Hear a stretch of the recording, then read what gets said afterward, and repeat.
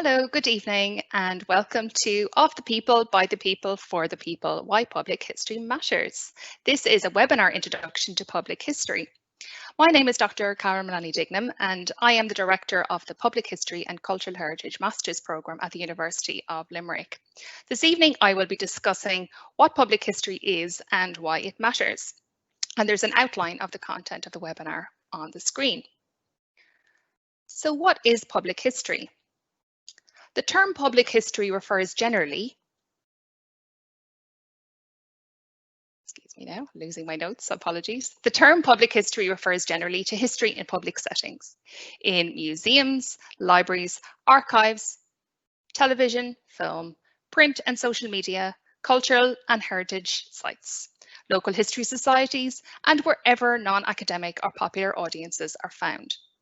It usually means history beyond academia and can refer to knowledge, experiences, theories, and practices. The term public history emerged in the 1970s in the United States of America to describe historians and historical methods employed outside of universities. Today, it is something of a catch-all category for all public forms of representation of the past in all media. It covers anything and everything that contributes to historical culture in every sense, including any and every non-academic avenue for engagement with the past. Because the term public history is so broad, it has been interpreted variously in different countries where different varieties of or approaches to and priorities for public history can be discerned. In fact, the English term is not translatable into other languages, as several scholars have written. And until recently, the concept was rarely used outside the English-speaking world, even though public history exists everywhere, and people in places outside of the English-speaking world on all continents have long been doing history in public. They've been doing applied history or publicly practicing history. This leads me to talk about the nature of history itself. What is history? In plain English today, we use this term interchangeably with the word past, so that history can simply mean the past, and the past is history. But the past is a big place, and there's no one version of events that happened there, especially with the passage of time and loss of evidence. The past is also a challenging place, and as individuals and communities, we choose to remember some parts and to forget others. The reasons why we do this, remembering and forgetting, are numerous and varied. They're often unconscious and unintentional, but the past we remember and forget typically reflect the norms and concerns of the present day. What is important for a group or society to highlight, to focus on, or to retrieve from the past at any time is usually dictated by what is important in the present. History then is not simply the past, but the interpretation of the past. And of course, there are any number of interpretations. People make interpretations. We create or construct interpretations based on the information and evidence that is available to us. Of course, we can be more or less informed in our interpretations. So within academia and beyond, in public, best historical practice is always to get as much information as possible from as many different sources as possible to arrive at the most rounded or nuanced interpretation possible at any point in time. In history, some type of training is usually required to be able to do this well. History then is not a static or uncontested thing. Rather, it is fluid and open to challenge.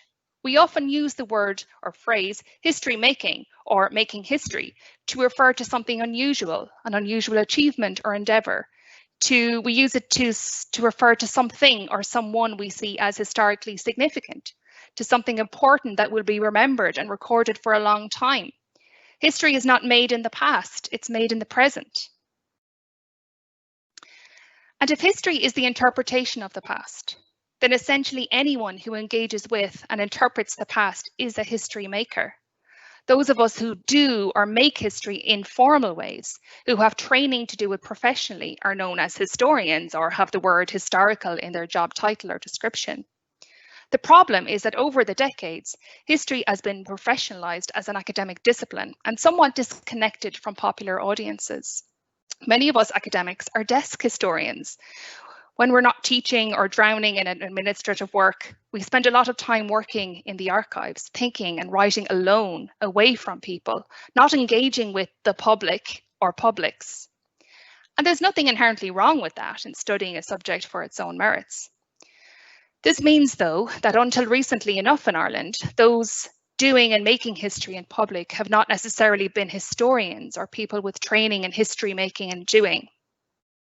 They may not be aware when you research the information and interpretation work that is being done by academics. This doesn't mean that they haven't been doing good work, especially in the heritage tourism sector. They've been working in commercializing the past, in sustaining employment and so forth. On the other hand, academic historians are usually public servants, and there's an onus on us to show how our work has impact and benefit to society. There's a responsibility on people who receive research funding to demonstrate how taxpayers' money is being spent. And one way that this can be done is facing the public and engaging the public in our work. We can redeploy in plain English for everyone to access the narratives we create for each other in academic books and articles. When historians with academic training face the public, we often do this well, and we see this with some very high-profile people in the local and national media. But we can also do this very badly and not engage. We can preach to the public. We can insist that our interpretation is the only one or the best one. We may not understand or represent our audiences, or we may not have consulted them. We can use members of the public as sources of information and communities as subjects of study, but not giving anything back. We can exclude the public or publics as well as other members of our profession. We can be disconnected from people. We can do history of the people, for the people, sometimes without doing it with the people. There is, of course, not anything new about history being done by the people. The challenge there, perhaps, has been a disconnection from best historical research practices, from sources, ideas, methods, and the new interpretative work that is being done by academics. As an umbrella designation, public history is relatively new in the Republic of Ireland, but public participation in, public practice of, and public production of history is not new. In the heritage sector, particularly in Ireland, history unmediated by historians has constituted a significant portion of Irish public history, at least until recently. Now, there may not be consensus about the definition and boundaries of public history. We tend to describe it rather than define it, but it should not be seen as an opposition between academic historians and public historians. I like to think of it as a spectrum of publicness, bridging academic and public history, ranging from public-facing academic history, which we could describe as history created for a generic and homogeneous public, a public. It can range from that to what we might call public engaging history, which is created by heterogeneous communities and individuals with different levels of negotiated mediation by professional historians. And hopefully in time, we'll move from a spectrum to a loop where the public informs the academic history, which in turn informs the public, and so on and on and on. This is where specialised postgraduate degree programmes in public history have been coming into play in Ireland since 2011. The online Masters in Public History and Cultural Heritage at the University of Limerick is one such programme. It's the newest programme in Ireland. It's taken by full-time students over 1 year or part-time students over 2, and it provides a structured academic approach to the study and practice of history in public settings through modern models of online learning. The course is fully online and has been developed to include a combination of conceptual, methodological and practice-based modules. We have wonderful students from different backgrounds, of different ages, with different experiences. They all have the same aim, though. They're interested in the study and practice of history in the public domain, especially in the cultural heritage sector. So at UL, we are here to facilitate their learnings and their learning goals and their goals for making and doing history in public. The coursework for this master's programme is delivered entirely online. There's no formal examinations, so we give continuous feedback and assessment. And the types of assignments that we do incorporate primary and secondary sources, and they range between traditional formats like essays to non-traditional formats like discussion posts, podcasts, and curating social media. And we hope that we create an online community of public historians that we're contributing to that. We encourage our students to become peers in an accessible, enthusiastic and inclusive community, contributing to discussion forums and debating some of the most up-to-date public history issues, which at the moment are currently controversies in the main. The programme includes training on the methodological, practical and ethical aspects of historical research and interpretation. And we also have input from public history practitioners and cultural sector partners. So public history is not about preaching to the public or to a generic public. It's about co-producing or collaborating with members of the public and between members of the public to make history more democratic, more diverse and more participatory. This often means adopting formats and practices beyond traditional academic processes and outputs. It is generally accepted now that public history should be mediated by people with some type of professional training in history, but such historians must also collaborate with experts in other areas, people who know things about other things, people who know about books and artifacts, who know about performance, people who know about technology and exhibition making, people who know about crowd management, people who know about people. So historians have to work with other people. Co-production of history brings new kinds of research, but also requires specific skills and organisation, especially for public research and interpretation. And underpinning this approach is the oral historian Michael Frisch's concept of shared authority, which recognises that history, that being the present interpretation of the past, is not the sole preserve of the academic historians. It is, as Thomas Covan puts it, a sort of public domain that requires collaboration at every stage of its making, from the collection and construction of sources, through the presentation and storytelling to the various uses of the past. Perhaps then a more useful way of describing public history is as an attitude or perception about the use and value of history. And that is taken from Keane and Paul Martin's book, The Public History Reader. So why does public history matter? Because interpretation of the past matters. We can't escape the past. The past is ever present. We live today with legacies of times past. The public, you and I, living those legacies, need to be able to interpret and understand people and processes of the past. But we also need to be able to understand how to communicate our present interpretations of the past to the present public.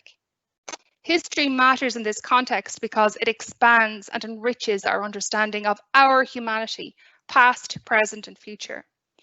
Whether studied for practical purposes or its inherent value as a cultural resource, history is increasingly defined by the approaches that scholars take to its investigation.